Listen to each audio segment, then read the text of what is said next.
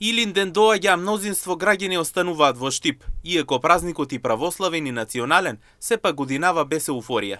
Според анкетата што ја спроведовме, најголем дел од граѓаните велат дека Илинден ќе го поминат во домашна атмосфера.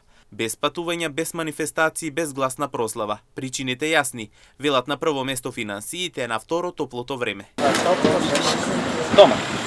Младите претежно, ако имат слободни денови, идат за Грција или до Охрид, ама ако нема слободни денови, на излет некаде. Никаде. И дома. Жешко. Еве у Крушево горе, голем празник нема. Поголем немало така. Младите малку потешко, али Иако повозрастните ќе останат дома, сепак со нивната помош помладите пак ќе патуваат барем до Охрид. Излезе. Не е баш, Се прекара. да се прекара.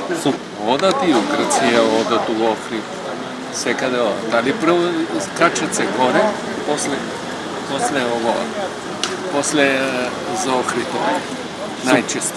Граѓаните додаваат дека денот ќе го поминат на трпеза, со месо, со мезе, со салати и одење на слави и мендени. Граѓаните додаваат дека пополека на сигурно празникот почнува да избледува во очите на помладите, па потоа останува прашањето дали символиката избледува или само начинот на чествување се менува.